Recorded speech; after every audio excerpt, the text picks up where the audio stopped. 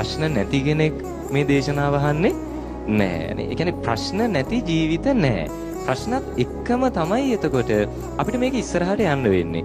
ඒකට නම් හදාගන්න තියෙන ප්‍රධානම තැන තමයි හිත කියන්නේ. එක දවසක් එක රජ කෙනෙක් හිටියා. මේ රජතුමාට ඕනේ වුණා මොන ප්‍රශ්නේ ආවත් හරිද? ඒ ප්‍රශ්න විසඳගෙන ඉස්සරහට යන්න මේ ලෝකේ දැන් ප්‍රශ්න එන වෙලාවට යාට දකින්න සාමය තියෙන මේ සාමය පිළිඹු කරන ඊටමත් නිමිච්ච තැම්පත් සංසුන් පින්තූරයක් ඇඳ ගන්න ඕනේ වුණා. රජතුමා පණිවිඩයක් ඇව්වා රටවැසියන්ට මට අවශ්‍යයි පින්තූරයක්. ඒ පින්තූරෙන් පිළිඹු වෙන්න ඕනේ සාමය ගැන. ඒ පින්තූරෙන් පිළිඹු වෙන්න ඕනේ නිදහස ගැන. ඒ පින්තූරෙන් එක දිහා දැක්කන් පස්සේ මොන ප්‍රශ්නේ ආවත් නිදහසේ ඉන්න ඕනේ කියන තැනට හිත හැදෙන්න ඕනේ. ඒ වෙනුවෙන් පින්තූරයක් ඇඳලා දෙන්න ඒකට වටිනා ත්‍යාගයක් දෙනවා. ඒකට ඔන්න රටේම හිටපු ප්‍රදේශයේ හිටපු දක්ෂ චිත්‍ර ශිල්පීන් ටික රජමාලිගාවට ආවා. ඇවිල්ලා චිත්‍රය අඳිනවා. හැමෝම දැන් චිත්‍ර ඇඳන් පස්සේ රජතුමා ටිකක් ඇවිදලා කළා චිත්‍ර දෙකක් හොඳම චිත්‍ර දෙකක් තෝරගත්තා. ඒක එක චිත්‍රයක් වෙනවා. දැන් මම චිත්‍ර දෙකේ ස්වභාවය කියන්නම්. ඔයත් ඉස්සෙල්ලා තීරණය කරන්න චිත්‍ර දෙකේ ස්වභාවය කියද්දී වැඩියෙන්ම තැම්පත් වැඩියෙන්ම නිමිච්ච ස්වභාවය තියෙන සංසුන් පින්තූරය මොකද්ද කියලා. එක පින්තූරයක් තෝරගත්තා. මේ පින්තූරය නිස්කලංක වැවක පින්තූරයක්. ඒ පින්තූරයෙන් පිළිඹු වෙනවා ලස්සනට හඳ පායලා තියෙනවා. ඒ හඳෙන් වැටෙන සඳ කිරණ ලස්සනට වැවට වැටිලා තියෙනවා. වැව අසල පහල හරි සංසුන් ස්වභාවයක් තියෙනවා. ඒ තියෙන මේ නිර්මාණය කරපු චිත්‍රය තුල හරීම නිදහසක් සැනසීමක් මෙන්න මේ චිත්‍රය තුල තියෙනවා. ඊට පස්සේ අනිත් චිත්‍රය. මේ චිත්‍රයේ එහෙම නිදහස සැනසීම කියලා එකක් ඇත්තටම නැහැ. එක කුරුල්ලෙක් පැත්තකට වෙලා නිදාගෙන ඉන්නවා සහ ඊට එහා ඒ චිත්‍රය තුල තියෙන්නෙම සංසුන් භාවය නැති කරන දේවල්. ඒ ഘോഷාකාරී ඒ කියන්නේ මේ වැස්සක් හරිද? කඩාගෙන වැටෙන දරුණු වැස්සක චිත්‍රයක් මේක ඇඳලා තියෙනවා. ඒ වගේ මේක එහා පැත්තෙන් ഘോഷාකාරීයයි හැඟෙන දිය ඇල්ලක් කඩාගෙන වැටෙනවා.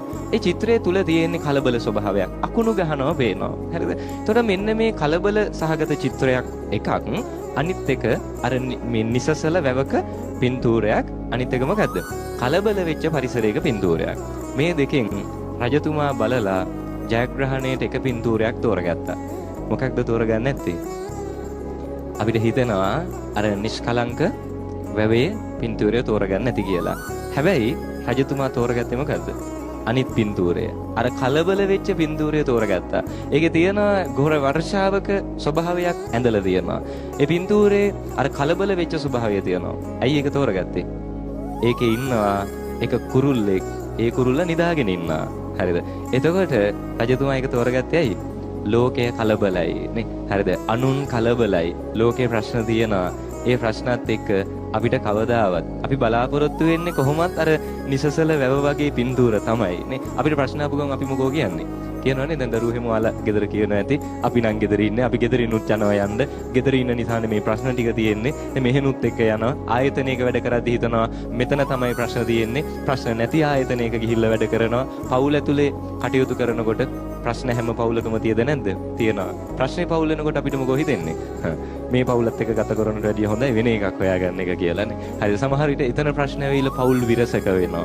ඒ වගේ අර ප්‍රශ්නත් එක්ක අපි හොයාගෙන තියෙන විසඳුම තමයි අපි හිතාගෙන ඉන්නවා අපිට විසඳුමක් ලැබෙන්නේ වෙන මුකුත් නිසා නෙවෙයි ප්‍රශ්نين පැනලා ගියොත් නේ. අපි හිතාගෙන අර හීන ලෝකයක් මවාගෙන ඉන්නවා. හැමදාමත් ඕක අර හිතේ ඇඳිච්ච චිත්‍රයක් විතරයි. අර වැවේ පින්තූරය වගේ. අපි හිතනවා වෙන රටකට ගියොත් හොඳයි, වෙන රස්සාවකට ගියොත් හොඳයි, වෙන ගෙදරක හිටියනම් කොච්චර හොඳයිද? අර අහවලාගේ ගෙදර නම් කිසිම ප්‍රශ්නයක් නැහැ. අපිට හිතනවානේ. ඔය හිතනේවත් එක්ක අපි විඳවනවා. අපි හොයනවා මේ නිස්කලංක තැන.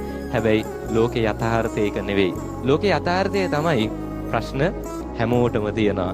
ප්‍රශ්න නැත්තම් ওই ජීවිතේ වටිනකමක් නැති වෙනවා. ප්‍රශ්න නැත්තම් ওই ජීවිතේ අගයක් නැති වෙනවා.